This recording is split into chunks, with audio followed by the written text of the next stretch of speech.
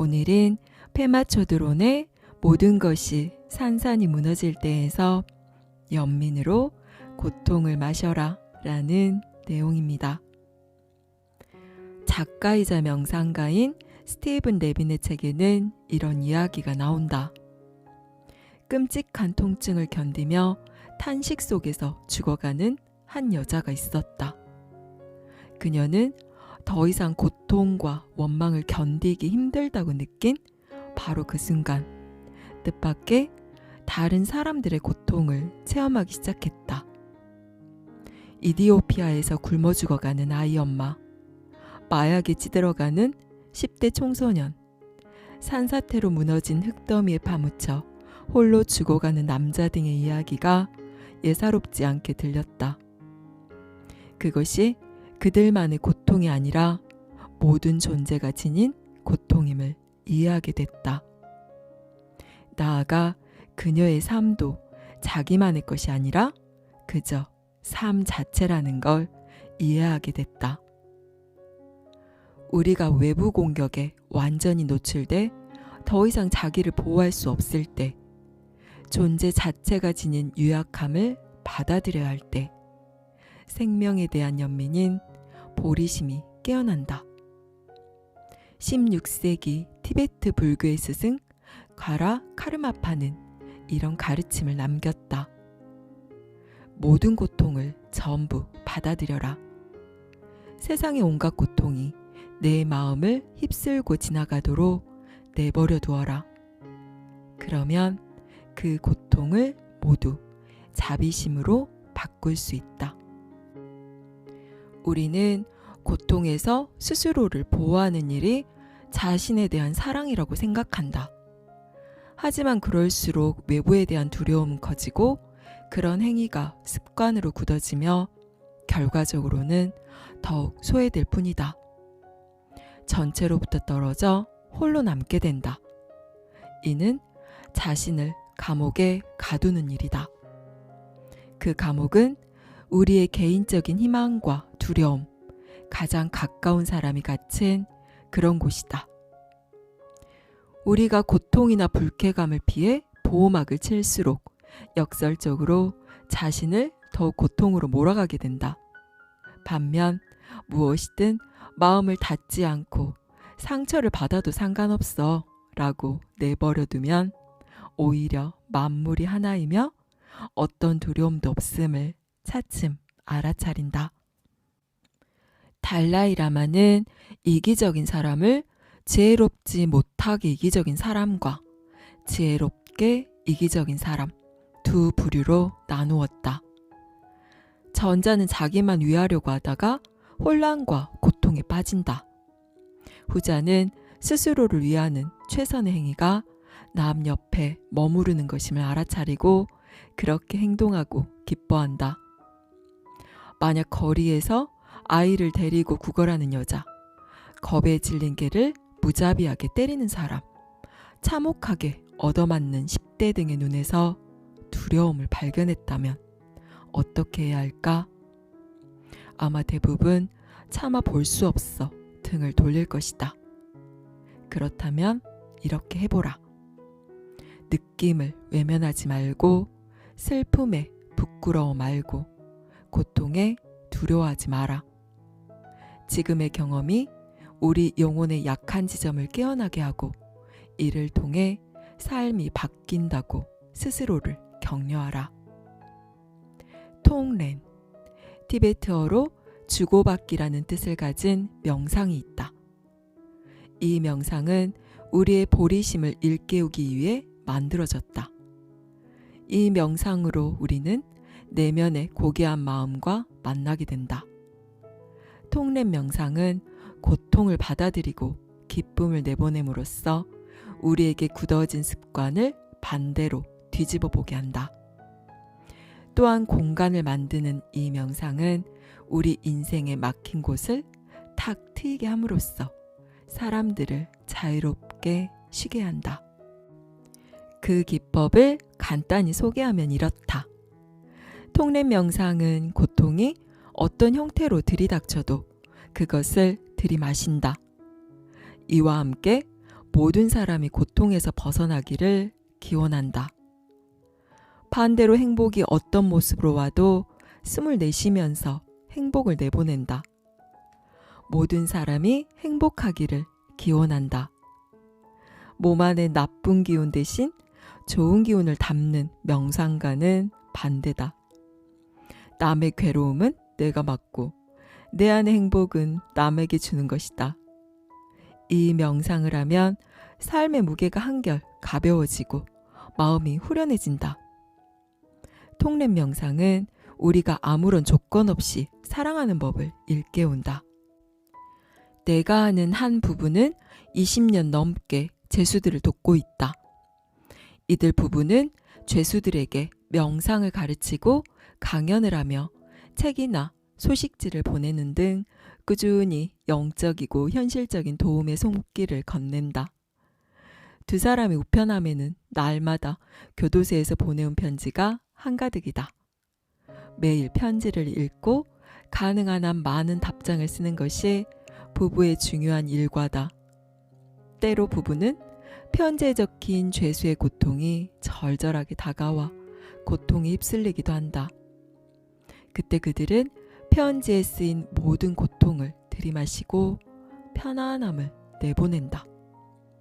통랩 명상이라는 말을 들어본 적조차 없는 그들이 자기도 모르게 이런 행동을 한다니 신기하지 않은가? 에이즈로 시한부 인생을 사는 환자들 중에도 통랩 명상을 하는 이들이 많다. 그들은 자신과 같은 처지에 놓인 사람들을 위해 숨을 들이마시면서도 고통도 함께 들이마신다. 그들은 에이즈로 고통을 겪는 남자와 여자, 어린이 등 수백만 명의 고통을 들이마신다. 그리고 숨을 내쉬면서 평안과 자애를 내보낸다.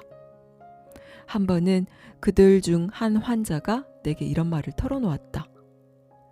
통랩 명상을 하며 고통을 들이마신다고 해서 아프거나 고통스럽지 않아요. 오히려 내 고통이 헛되지 않고 나는 혼자가 아니며 세상에 필요한 사람이라고 느껴요. 이 수행이 나를 가치 있는 존재로 만들어요. 우리는 고통을 당하지 않으려고 자기 자신을 보호하지만 이는 스스로를 감옥에 가두는 어리석은 일이다. 두려움이나 방어라는 습관 속에 머물 때 우리는 가능한 한 모든 수단을 동원해 위협에 저항한다.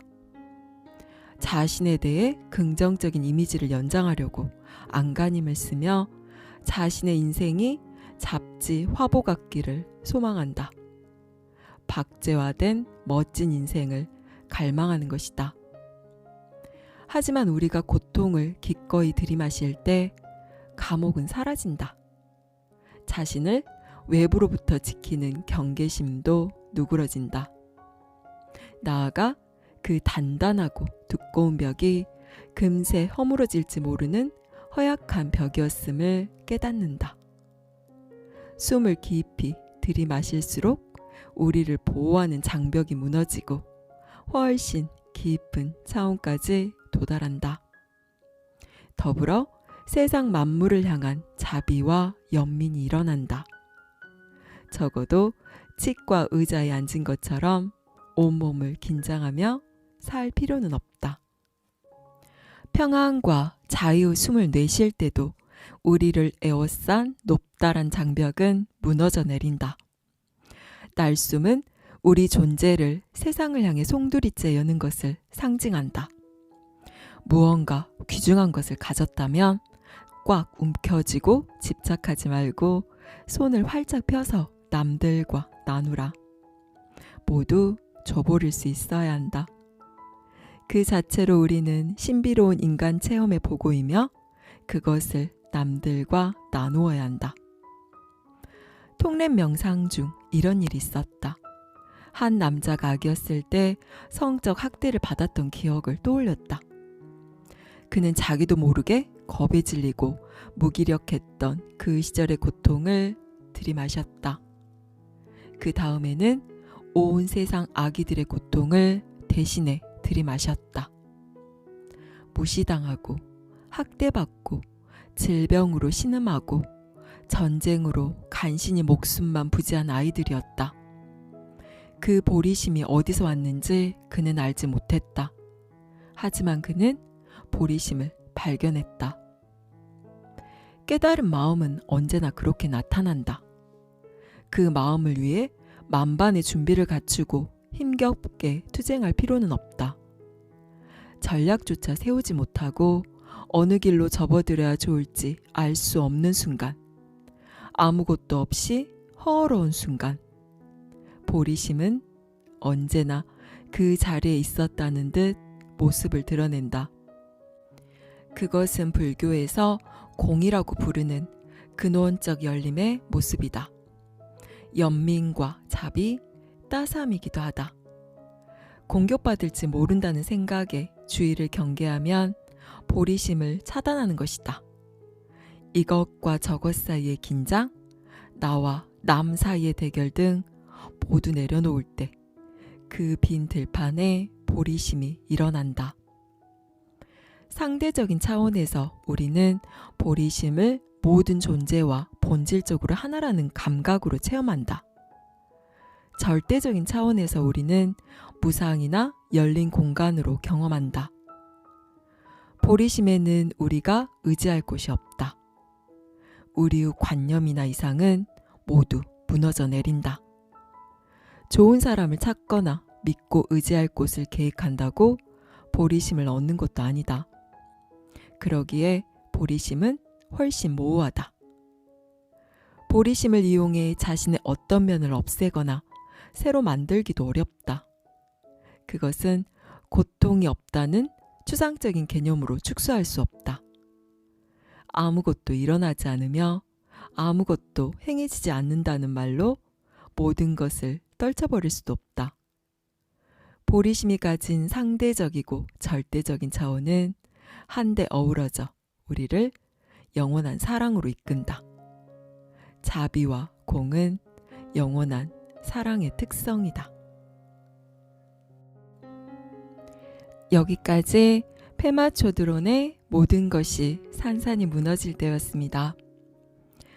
당신은 타인의 고통 앞에서 어떤가요? 그 고통이 내 것이 아니어서 다행이다 라는 안도의 마음을 먼저 느끼나요? 아니면 같이 고통을 느끼고 기꺼이 함께 있어주나요? 우리는 본능적으로 고통으로부터 달아나고 피하고 싶어 합니다. 행여나 뜻하지 않은 고통을 당하지는 않을까 싶은 두려움에 삶의 모든 것을 자신이 통제할 수 있고 예측 가능한 범위 안에 두려고 애를 씁니다. 하지만 이러한 모든 애씀과 노력은 스스로를 가두는 감옥이 되고 우리는 그 안에서 평생을 두려움 속에서 살아가게 됩니다. 그렇게 모든 창문을 닫아 걸고 방어막을 친다 하더라도 삶에서 뜻하지 않은 일들은 벌어지게 마련이고 이때 우리가 고통을 대하는 자세에 따라서 숨막히는 감옥에서 나와 무한한 자유를 누리게 될 수도 있고 아니면 더 좁디 좁은 캄캄한 감옥을 만들어 평생을 웅크리며 두려움에 떨며 살게 될 수도 있습니다. 고통은 그 자체로 아무런 실체가 없습니다. 고통이라는 것 자체가 생각이 만들어내는 이야기일 뿐입니다. 어떤 상황에 대해서 우리가 고통을 느낀다는 것은 상황이 그 자체로 비극적이거나 슬픈 게 아니라 그것을 그렇게 해석하고 받아들이기로 결정한 우리의 생각 때문입니다. 물론 상황 자체만으로 봐서도 충분히 슬프고 비참한 경우가 있지 않냐고 반문할 수도 있지만 진실은 그 어떤 일이든 그 자체가 의미를 지니는 것은 없다는 것입니다. 전부 다 우리의 관념과 해석이 만들어낸 감정이요 이야기인 것입니다. 이 사실이 너무나 냉정하게 들릴 수도 있지만 고통과 두려움이라는 것이 실체가 없는 허상임을 알아차리는 데서 출발해야 진정한 자비의 마음을 낼 수 있습니다. 타인의 고통 앞에서 함께 두려워하며 그 고통에 같이 저항하는 것은 오히려 실체 없는 고통을 키우는 꼴밖에는 되지 않기 때문입니다.